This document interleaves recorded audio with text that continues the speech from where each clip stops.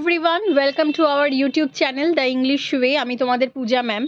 তো দেখো, তোমাদের জন্য আজকে একটা ক্লাস নিয়ে এসেছি, যেটা ইডিএম স্পেশাল। সামনে যে কোনো এক্সামের জন্য গুরুত্বপূর্ণ একটা চ্যাপ্টার, ইডিএমস অ্যান্ড ফ্রেজেস তোমাদের প্রচুর আসে, এবং সব থেকে কমন যে 20টা ইডিএমস তোমাদের বিগত 10 বছরের কোয়েশ্চেন থেকে কালেক্ট করা, সেগুলো আমি এখানে তোমাদের জন্য তুলে ধরেছি। আশা করছি ক্লাসটা সবার খুব ভালো লাগবে, সবাই অ্যাটেন্ড করবে।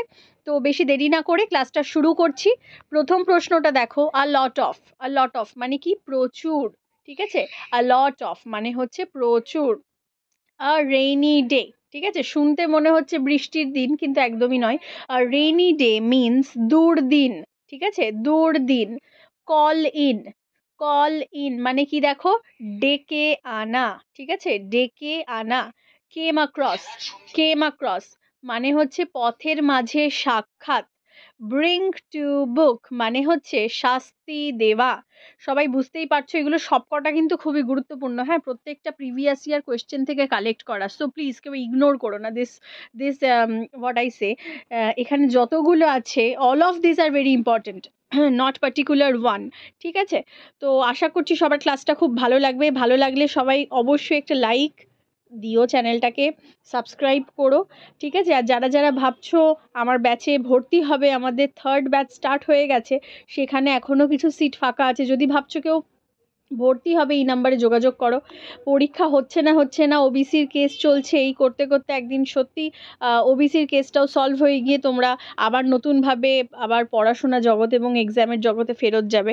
অনেকের অনেক পরীক্ষার হচ্ছে মানে রেজাল্ট আউট হওয়াও বন্ধ হয়ে আছে, সবাই আমরা জানি। ওবিসি ক্লিয়ার না হওয়া পর্যন্ত সেটা কিছুতেই সম্ভব না রেজাল্ট বার করাও, যেটা আমরা দেখতে পাচ্ছি। তো আশা করছি সব খুব তাড়াতাড়ি মিটে যাবে, এবং আমরা খুব তাড়াতাড়ি আবার পড়াশোনার পরীক্ষার রেজাল্ট বা পরীক্ষার মধ্যে ঢুকতে পারবো। ঠিক আছে, তার মধ্যে আমরা যদি প্রিপারেশনটা বন্ধ করে দিই, তাহলে তো অবশ্যই কিছু হবে না, তার ফলাফল একদম নেট রেজাল্ট একদম জিরো হয়ে যাবে। তো সেক্ষেত্রে দেখো পরেরটা কি আছে। ব্ল্যাক শিপ, ব্ল্যাক শিপ মানে কুলাঙ্গার। এক্স্যাক্টলি, ব্ল্যাক শিপ মানে হচ্ছে কুলাঙ্গার। 7 দেখো, all of a sudden, all of a sudden সবাই জানো এর অর্থ হচ্ছে হঠাৎ।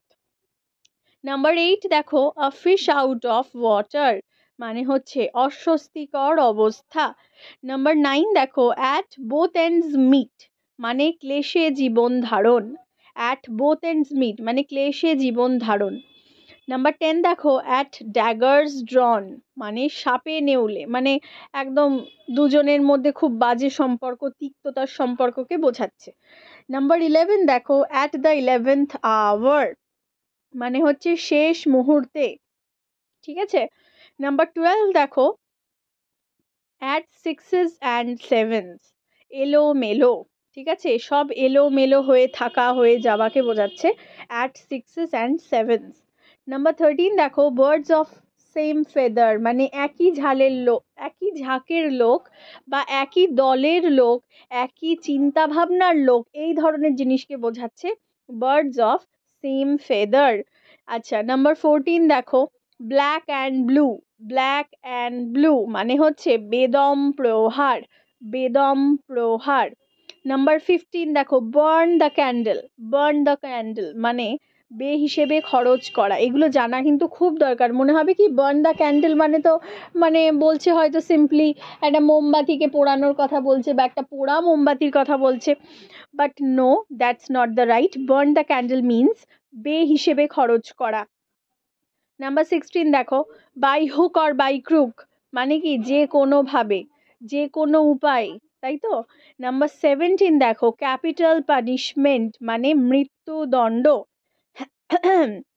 নাম্বার 18 দেখো, হোয়াইট এলিফ্যান্ট গরিবের হাতি পোষার মতো ব্যয়সাধ্য। এখানে একটু স্পেলিংটা মিস্টেক আছে, আই হোপ সবাই বুঝতে পেরে যাবে। প্রসার না, ওটা হবে গরিবের হাতি পোষার মতো ব্যয়সাধ্য।